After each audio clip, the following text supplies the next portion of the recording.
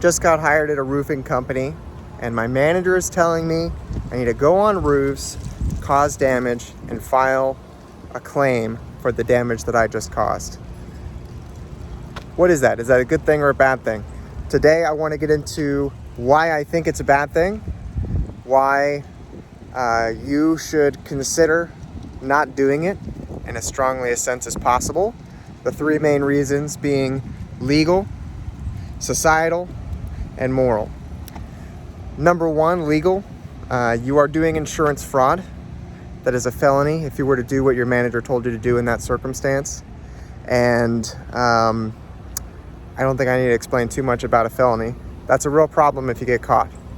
I understand that for all of crime, the temptation is, well, I can do it and not get caught. I'm not like the other guy. And to be honest with you, there's a lot of people doing it and not being caught. But there are people being caught. And if that happens to you, I promise it's not going to be a fun time. Now, honestly, that's the weakest part of my argument, because I do know that the industry in roofing is rife with people who are doing this. And I'm going to tell you the other two reasons, societal and moral, why I think even if you don't care about reason number one, you should still consider not doing fraud. Number two, societal. So a big question people are asking themselves when they begin in a position like this, their manager may phrase it in a way, you caused the damage and you get a win because you're getting your paycheck for the commission, and the homeowner gets a win because they're getting a brand new roof and they had an old roof and they deserve that because they've been paying their insurance premiums, and the only loser is the insurance company, and everyone hates the insurance companies anyways, so who cares? That logic only stands up in a momentary snapshot of time. The second you look a month, a year on, and think about what the reactions of that action are going to be, it completely falls apart. Insurance companies are constantly reevaluating their risk. They're constantly repricing their premiums to account for that risk and make sure the money they're bringing in is more than the money they're paying out. And so the more people who begin to do fraud, the insurance will begin to calculate in for that, say we need to bring in more money because more people are doing fraud.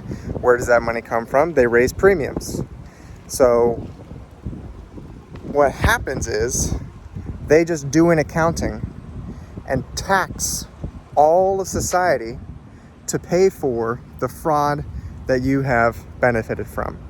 So while in the short term you and the homeowner get a win, all of society, the homeowner and yourself included, if you own a house, your premiums are higher. In Florida, where I live, in the last 5 years, I constantly hear stories of people who have had their premiums increase from, I won't say numbers, but increase twofold, threefold. And it's because of the tendency of this industry right now to lean into these fraudulent activities, and everyone is paying for it. And in a matter of 5-ish years, you've paid back the free roof that you got when your insurance paid for this fraudulent damage that happens.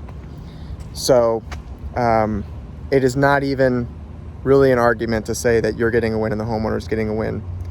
You're not. Really, only you are, and only if you're not a homeowner. If you're a homeowner, then even you are getting a lose.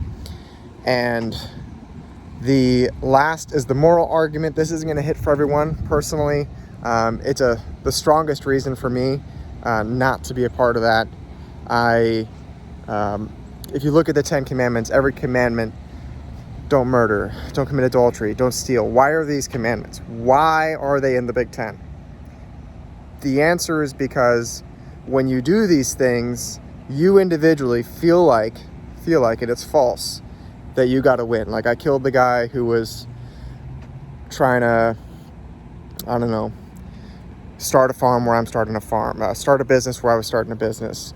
I stole from this guy and it made me richer, But it makes all of these things are the same as the fraud that I'm talking about right now, which is that they all hurt society. Society now can't trust you to resolve a problem because you killed this guy. Society now can't trust you to negotiate in good faith because you stole from this guy. Your family, the basic societal unit, now can't trust you because you had adultery with this other woman. And for those same reasons, the fraud that is pervasive in the roofing industry is immoral. It benefits you at the cost of society. You're putting yourself first instead of doing the best thing for yourself and others, which is just be an honest roofer. I think people should be in this industry. I think more people than think they should be in this industry.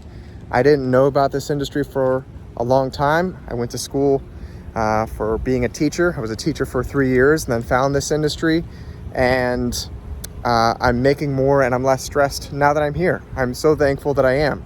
And I'm doing it without doing fraud. You can do it. I know there's plenty of companies out there doing it.